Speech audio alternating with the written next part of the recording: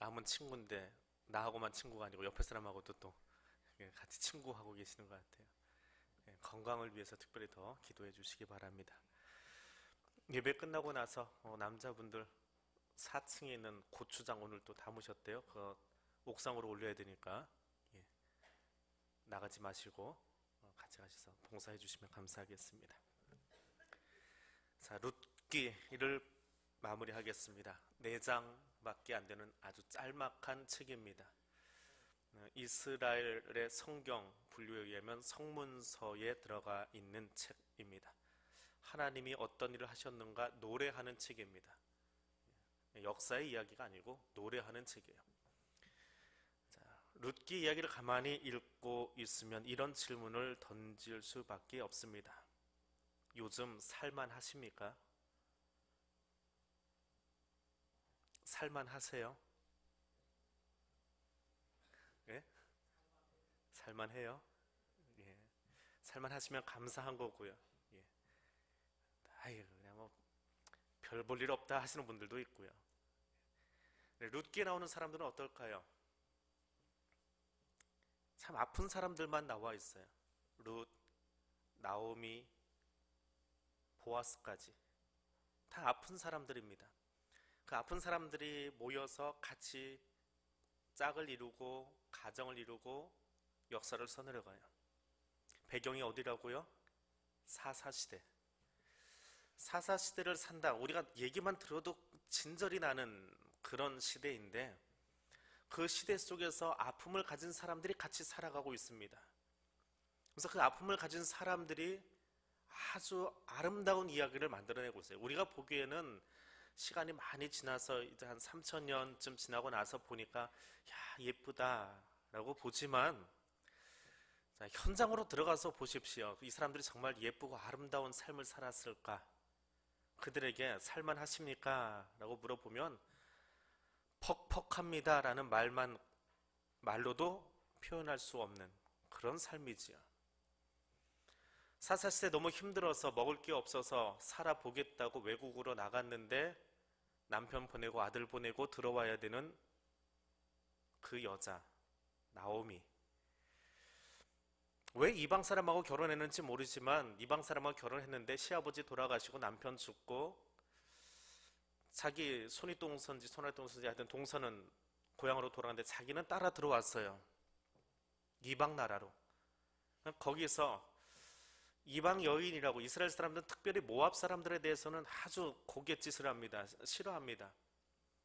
그런 천대를 받으면서 남의 집에 가서 정규직도 아니고 이삭 주우면서 살아야 되는 룻의 모습. 목구멍이 포도청이니까 그렇게 살아야지요. 그렇게도 해야 뭘 주워서 좀 먹을 수 있으니까. 자, 이제 지난주부터 등장하는 이 보아스라고 하는 사람, 이 사람은 또 어떤 사람일까요? 보아스는 어떤 사람일까요? 보아스도 참 힘든 사람이에요. 보아스가 룻을 만나는 이유가 있습니다. 자, 뒤에 족보를 먼저 가볼까요? 베레스의 계보는 이러하니라. 베레스는 헤스론을 낳고, 베레스는 또 누굽니까? 저 뒤에서 한 번 더 설명을 드릴게요. 20절에 가니까 암미나답은 나손을 낳았답니다. 이 나손이라는 사람이 누구냐 하면 출애굽할 때 가나안 정탐을 나갔던 사람입니다. 정탐꾼이 몇 명이었지요? 12명.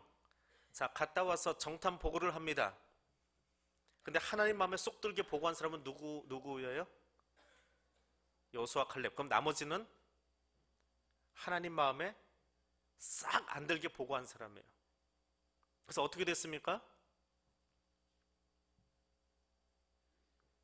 보아스의 할아버지긴 한데 죽었어요. 그리고 못 들어왔어요. 이스라엘의 대표, 유다 지파의 대표로 뽑힌 사람이에요. 대표로 뽑혔는데 보고서 작성을 잘못해가지고 그 책임 묻고 그 책임을 지고 광야에서 죽어버렸습니다. 자, 그리고 들어와요.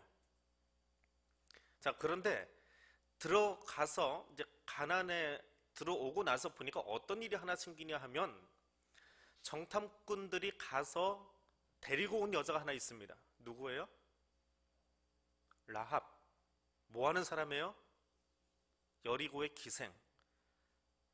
자, 단일 민족, 그 혈통주의를 굉장히 고집하는 이스라엘 사람들 입장에서 자기들이 가나안에 들어올 수 있도록, 여리고에 들어올 수 있도록 도와주었으니까 그 감을 싹 데리고 들어왔습니다.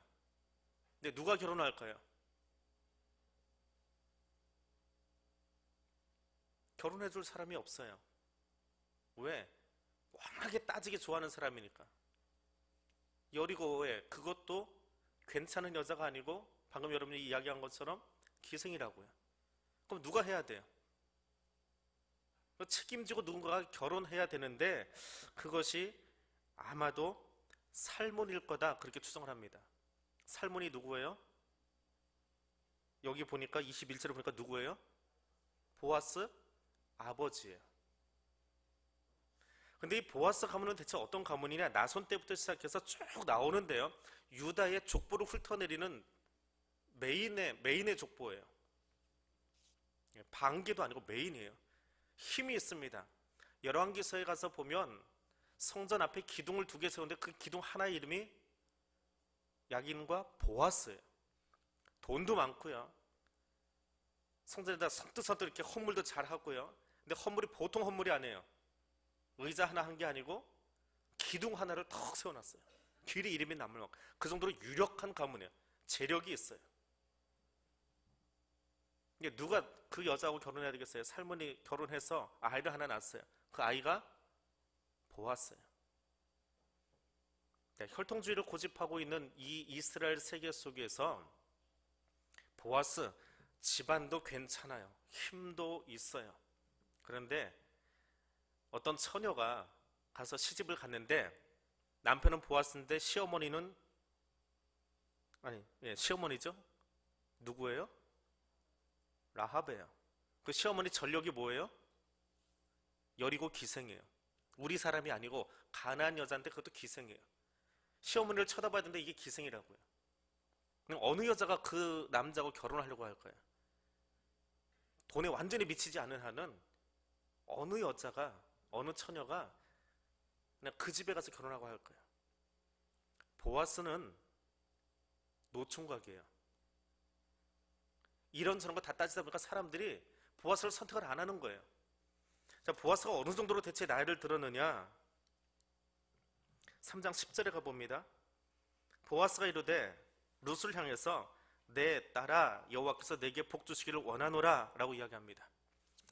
룻이라고 하는 여자, 대충 따져서 이때 룻의 나이가 어느 정도냐 하면 30대 중반의 중년 과부예요.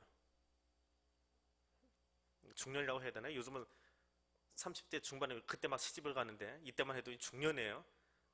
요즘으로 치면 이제 신혼이겠지만, 자, 30대 중반의 여인에게 딸아하고 부릅니다. 딸이라고 불러요. 이 딸이라고 하는 이 호칭은 남자가 여자를 호칭할 때 정말 자기 딸뻘 되는 사람에게 호칭을 하든지 아니면 며느리에게 하는 호칭이랍니다. 대충 봐서 나이가 별로 차이 안 나는데, 여기 피테콘 사님들한테 앞에 대서 아유 아주머님 하고 이야기하면 입 돌아가실 거예요. 기분 나빠가지고. 그냥 누님 정도 해드리면 좋으시겠지요? 격이 있는 거예요. 나이 차이가 있으니까. 그런데 보아스가 룻을 보고 하는 말이 뭐예요? 딸아 그래요. 근데 그렇게 이야기해도 주변 사람들이 괜찮아. 왜? 보아스가 대체 나이가 얼마나 들었길래? 못해도 제 나이는 돼야 돼요. 50은 돼야 30세 중반쯤 되는 사람한테 딸아 하고 호칭을 할 수 있는 거예요. 50이 될 때까지, 이 당시에 평균 수명이 얼마인데 50이 될 때까지 결혼도 못하고 있었어요. 안 하고 있었을 수도 있고 못하고 있을 수도 있어요. 왜? 가계도를 보니까 그래요. 가계도를 보니까 결혼할 만한 가족력이 만들어 있잖아요. 돈도 많고 하인도 잔뜩 부리고 대농인데도 불구하고 만석군인데도 불구하고 누구도 그 집안하고 결혼하려고 하지 않아요. 사람들이 얼마나 이거 따지게 좋아해요. 여러분도 여러분 자녀들 때문에 선 많이 보시죠? 선 보고 선택하시지요? 보아스가 그렇게 늦게까지 결혼 못하고 있었대요. 그러면 늦게 나오는 이 사람들은 어떤 사람들이에요? 다 한결같이 사사시대를 살면서 힘에 겨운 사람들이에요. 돈은 많이 있지만 사는 게 참 퍽퍽해요. 사람들이 늘 눈총을 주고 있는 거예요. 에이, 저 집안 하고 보아스에 대해서 그렇게 좋지 못한 모습으로 보고 있더라라고 하는 거예요. 살만하십니까? 라고 물어본다면 그 뒤에 나오는 이야기는 이걸 거예요. 하나님 대체 어디 계십니까? 우리가 역사를 다 지내놓고 나서 룻기를 뒤에서 쳐다보니까 룻기는 아름다운 이야기예요 라고 이야기하지요. 부모에게 효를 당하는 룻을 보지요. 보아스가 자기 의무를 다하는 것을 보지요. 그러나 현장에 들어가서 쳐다보면 참 퍽퍽하게 살던 사람들이에요. 아니 나라도 힘들어 죽겠는데 우리 집안은 왜 이 모양 이 꼬라진지, 왜 집안 족보에 이런 여자가 들어와가지고 나는 장가도 못 가고, 나는 어찌하다가 일찍 사별해가 좀 이러고 살아야 되는지. 원망하기 시작하면 누구한테 갈까요? 사람의 원망 마지막은요, 하나님한테 가버립니다. 하나님은 어떻게 나한테 이렇게까지 하실 수 있어요? 처음에는 내가 뭐 잘못 살았나 라고 하다가 나중에는 그래요. 사람들은요, 이 죄인들은요, 마지막 원망을 하나님한테 대고 해버립니다. 그리고 하는 말이에요. 하나님 어디 계십니까? 하나님 어디 계세요? 오늘 그 이야기를 하고 마무리하려고 합니다. 하나님이 어디 계시냐? 우리 갈 길을 인도하고 계세요. 룻기에 하나님이 직접 등장해서 이야기하시는 법은 없습니다. 그러나 하나님은 끊임없이 이들의 갈 길을 인도하고 계세요. 하나님이 사랑하는 그 백성에게 유익이 된다면 아프지만 그 길로 데리고 가세요. 룻에게 베들레헴이라고 하는 땅은 낯설고 어색합니다. 외지에서 온 모압 여인, 이스라엘 사람들이 보기에 가장 이상하게 취급하는 모압 사람, 얼마나 더 어깨가 주눅 들겠어요? 얼마나 어깨가 앞으로 더 수그러지겠어요? 어깨 좀 펴고 앉으세요. 그러면 마음대로 펴집니까? 사는 게 힘든데, 주변 사람들 눈치가 있는데 쉽게 안 펴져요. 어깨는 뭔가 이유가 있어요. 어깨 움츠러드는 이유가 있어요. 뭔가 말을 더듬는 이유가 있다고요.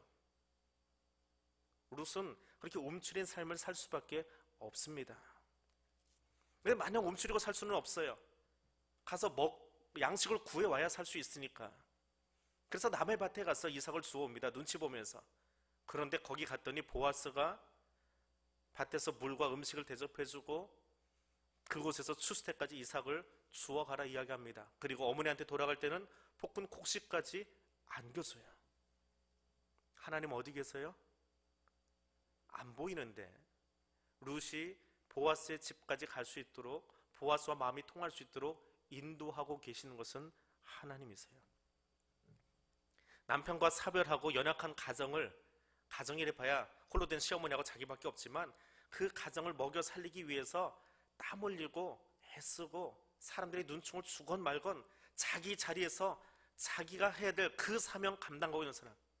미래는요, 갑자기 우리에게 로또처럼 주어지는 게 아니에요. 오늘을 내가 어떻게 사느냐라고 하는 거예요. 지금 이 시간을 내가 어떤 모양으로 살아가고 있느냐라고 하는 거예요. 힘들고 정말 나쁘끄럽고 사람들이 자꾸 눈치 주니까 버거워요. 하지만 이것이 내가 해야 될 일입니다라고 그 밭에 가서 이삭을 줍고 있는 현재를 살아가는 그 사람, 그건 자기가 해야 될 일이거든요. 사람을 보는 것이 아니라 내가 마땅히 해야 될 그 자리에 서 있는 사람, 하나님이 그 사람을 보신다고요. 그리고 그 사람을 이끌어 주세요. 룻기의 배경이 어디라고요? 어느 시대요? 사사시대에 무너졌어요. 왜 무너졌어요? 사람들이 각자 어떻게 살았어요? 제 속에는 옳은 대로. 제 속에는 옳은 대로라고 하는 말은 무엇입니까? 자기 유익만 위해서 사는 거예요. 내 체면만 살리면 돼요. 다른 사람 어떻게든지 아무 상관없어요. 내 체면 살리면 돼요. 내 가정 체면 살리면 돼요. 우리 교회만 체면에 살면 돼요. 이 나라만 체면에 살면 돼요. 남이 어떻게 살든지 아무 상관없어요. 이게 제 소견에 옳은 대로 사는 사람이에요. 근데 그 땅에 사는 숱한 사람들 중에 자기 체면이 아니라 혼자 된 시어머니를 위해서 둘밖에 안 사는, 둘 다 과부지만 그 가정을 회복시키기 위해서, 살아가기 위해서 힘에 겹지만 수고하고 있는 이 사람을 누가 봐요? 하나님이 보세요. 사람들은 손가락질 하고 있지만 가서 다 잃고 온 여자, 그래서 남편 잡아먹고 온 여자, 뭐 그러고 얘기하는지 모르겠지만 하나님은 그곳을 보고 계시는 거예요. 그러니까 하나님은 그 가정을 보아스의 밭으로 인도해내세요. 결국 하나님의 구원의 족보 속에 그 이름이 들어오도록 끌어당기세요. 복의 사람으로 살고 싶으십니까? 어떻게 하면 될까요? 내가 오늘 마땅히 있어야 될 자리를 지키세요. 내가 오늘 마땅히 서 있어야 될 자리를 지키세요. 오늘 현재를 지키세요. 그래야 그 현재가 쌓이고 쌓여서 내게 하나님이 주시는 복의 자리로 나아갈 수 있게 만드는 거예요. 내가 마땅히 지켜야 될 자리는 지키지 않으면서, 게을러서 그 자리 지키지 않으면서 어련히 알아서 복 주시겠지 착각하지 마십시오. 힘에 겨워도 내가 마땅히 지켜야 될 자리면 거기 서 계세요. 힘에 겨워도 거기 엎드려서 내가 닦아야 될 자리라면 거기 땀 흘리면서 닦고 계세요. 하나님이 그 사람을 인도해 주십니다. 하나님이 어디 계십니까? 두 번째로 하나님은 백성들의 노래 가운데 계십니다. 하나님이 눕기에서 숨어 계신 것 같은데 사장을 들여다보니까 백성들이 노래하는데 그 노래 속에 숨어 계시더라는 거예요. 아니, 노래 속에 숨어 계신다라고 하는 말은 백성들의 마음 속에 하나님이 계시더라라고 하는 거예요. 먼저는 남자들이 노래합니다. 11절과 12절 말씀입니다. 같이 읽겠습니다. 성문에 있는 모든 백성과 장로들이 이르되 우리가 증인이 되나니 여호와께서 내 집에 들어가는 여인으로 이스라엘 집을 세운 라헬과 레아 두 사람 같게 하시고 내가 에브라데서 유력하고 베들레헴에서 유명하게 하시기를 원하며 여호와께서 이 젊은 여자들로 말미암아 내게 상속자를 주사 내 집이 다말이 유다에게 낳아준 베레스의 집과 같게 하시기를 원하노라 하니라. 남자들의 노래소리를 들어보니까 세 사람이 등장합니다. 하나는 누구예요? 라헬이 등장하고요. 또 하나는 레아가 등장하고요. 또 하나는 베레스가 등장합니다. 라헬은 어떤 사람이에요?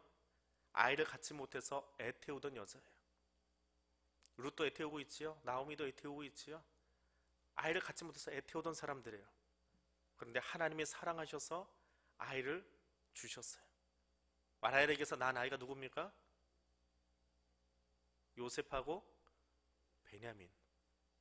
둘밖에 안 되지만 정말 유력한 가문을 세울 수 있게, 힘 있는 지파를 세울 수 있게 하나님이 그들을 축복하셨다고요. 또 레아는 어떤 사람이에요? 아이는 많은데 남편 사랑에 갈증난 사람이에요. 아이를 얼마나 낳습니까? 6명이나 낳았어요. 예, 그 종들이 낳은 거 빼놓고 제가 직접 낳은 아이만 따져보니까 12지파의 절반을 낳았어요. 힘에 겹지만 레아를 통해서는 이스라엘 12지파의 절반을 책임질 수 있게 하나님이 복을 주셨더라라고 하는 거예요. 그 이야기는 뭐예요? 룻에게 하나님이 그 복 주시기를 원한다. 이 가문을 통해서 그 복 주시기를 원한다라고 하는 마음이 실려 있어요. 근데 12절에는 또 한 사람이 등장하죠. 누구예요? 베레스예요.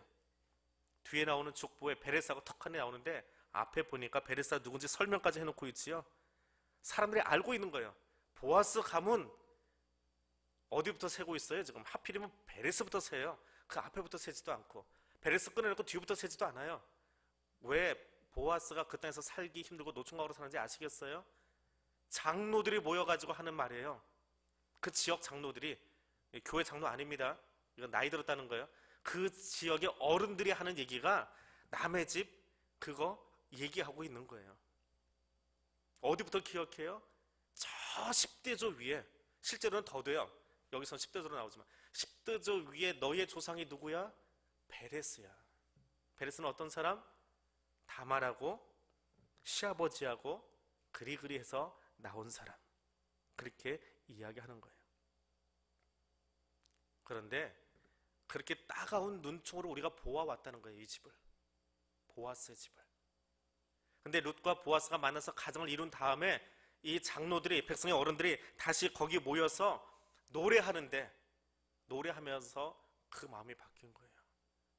그래, 다말과 유다는 계대 결혼을 통해서, 계대 결혼 설명해 드렸지요. 계대 결혼을 통해서 가문을 이어가려고 애썼던 사람들이야. 그런데 결국은 그 피가 흐르고 있구나. 보아스도 이 계대 결혼을 책임지기 위해서 룻과 결혼하고 있구나. 고난 중에 살아오고 있었지만, 그래서 우리가 늘 견눈질하면서 베레스의 후손, 살몬의 후손, 망가진 나손의 후손, 그 시어머니 될 사람 라합, 그러면서 그 집을 보고 있었는데, 결국은 자기가 해야 될 책임을 가장 잘 감당했던 집안이 누구예요? 보아스 집안이라는 거예요. 그래서 하나님이 베레스를 통해서 가문이 이어졌던 것처럼 오늘 보아스와 룻의 가정을 통해서 이 가문이 번성하여 가기를 원한다라고 이야기하고 있는 것입니다. 하나님의 은총으로 그 가정이 회복되기를 원하는 장로들의 노래소리예요. 근데 장로들만 노래하였습니까? 14절에 가니까 이번에 여자들이 노래합니다. 14절 여자분들만 읽겠습니다.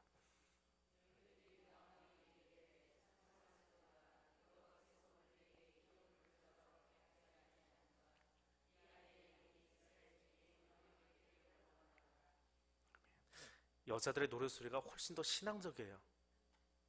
여기 11절 12절의 남자들의 노래소리하고 다르게 여자들의 노래소리가 훨씬 더 신앙적이고 매끄럽게 나와요. 근데 무엇을 노래하느냐 하면 지금 이 일을 이루신 분이 하나님이시다라고 하는 거예요. 하나님께서 내 가정에 기업 물을 자가 없게 하지 아니하셨다. 사람들은 눈짓하고 곁눈질하고 에이 저 집안 하고 있었는지 모르지만 하나님은 기억하시고 결국은 그 족보를 이어가게 하셨다라고 하는 것을 하나님을 노래하고 있어요. 참 여자들의 입술이 아름다워요. 오늘 이 구절을 같이 읽은 여러분의 입술이 그러하기를 원합니다. 나무 험담하다 그치는 입술 되지 마시고 접시 깨는 입술 되지 마시고, 지난주 금요일날 이야기했지요. 셋이 모여서 접시 깨지 말고 믿음의 역사를 이루어가자고요. 대한민국의 여자는 셋이 모이면 뭘 깨요?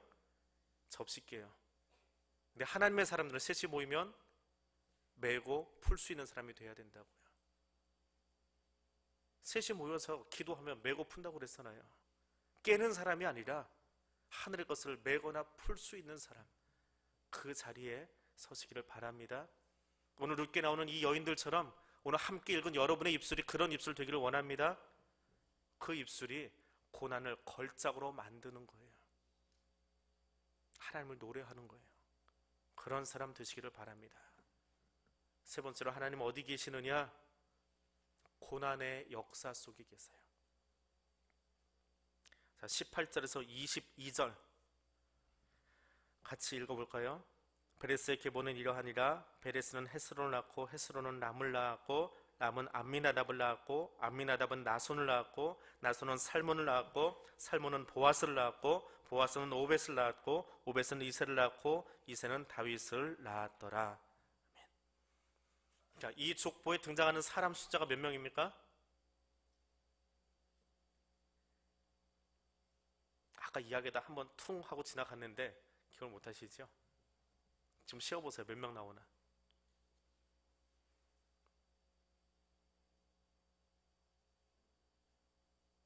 네, 10명 나옵니다. 10명 나와요. 자, 베레스에서 나손까지. 나손 아까 설명했지요. 유다 지파의 족장으로 끌려 나와서 그러니까 선택돼서 정탐하러 갔던 사람. 거기까지가 딱 430년 출애굽의 시간이에요. 그다음에 살몬에서 다윗까지 5대예요. 근데 실제 족보는 10대가 넘어요. 실제로는 다른 곳에 나오는 족보에서는 10대가 넘어가요. 근데 여기서는 룻기에서는 베레스에서 다윗까지를 10대로 끊었어요. 이게 역사적으로 따지면 시간을 대충 계산해 보면 900년이 돼요. 900년에 10대면 90년씩 살아야 되거든요. 근데 이때 수명이 그렇게 되질 않아요. 그러면 결국은 이 족보는 약간 어떤 신학적인 의도를 가지고 조절이 된 거예요. 더 되는 족보인데 10으로 조절해놨어요. 왜 그럴까요? 10이라고 하는 숫자는 이스라엘 사람들이 숫자 가지고 의미 부여하기를 참 좋아합니다. 유일신 하나님이에요. 하나님이 하시는 일이에요. 그 하나님과 함께 일하는 게 사람이에요. 그래서 4는 사람의 숫자예요. 6개는 불완전합니다. 7은 완전수예요. 10은 똑같이 완전수예요. 완전하다라고 하는 거예요. 왜 10개로 만들어 놓았냐? 왜 10대로 10개대로 조절해 놨느냐? 이 족보는 완전하다라고 하는 거예요. 이 족보는 완전하다. 고난 중에 다윗의 이야기가 등장하기까지 룻기는 고난의 한복판에서 삶의 힘겨운 삶을 살아가고 있던 그 이야기의 한복판에서 하나님만 바라보고 하나님만 의지하고 하나님을 선택했던 그 사람들을 하나님 보고 계셨다라고 하는 거예요. 그 고난 속에서. 그리고 그들을 인도하시고 그리고 함께 하셔서 이 가정을 꾸미셨다라고 하는 거예요. 그 하나님의 마음을 가진 보아스가 누구를 선택했어요? 누구를 선택해서 결혼했습니까? 룻이요.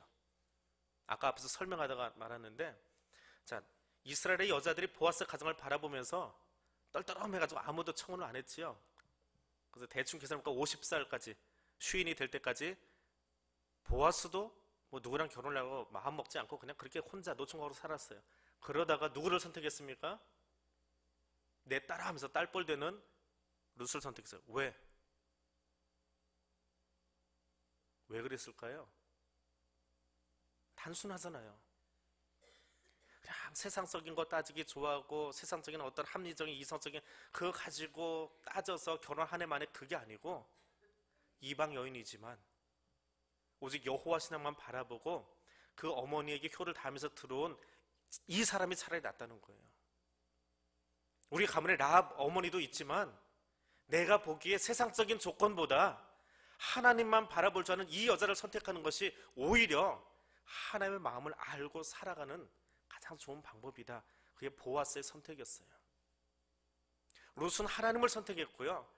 보아스는 룻을 선택한 이유가 그 아무것도 가지지 못한 정말 가난해도 그렇게 가난할 수 없는 그 여자를 선택한 이유, 자기가 다 손해봐야 되는 그 여자를 선택한 이유는 하나님 바라보는 그 사람, 그 신앙 때문에 세상적인 걸 바라보지 않고 세상의 논리를 따라가지 않고 선택했던 보아스, 하나님이 그 가정을 고난의 시간에서 영광스러운 자리로 바꿔놓으신 거예요.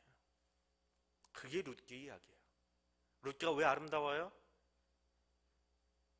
신데렐라 이야기처럼 힘들게 살다가 갑자기 왕자가 나타나서 구두 하나 보고 신발 신겨보고 너 나랑 결혼하자고 행복하게 살았대요. 그 신데렐라 이야기가 아니에요.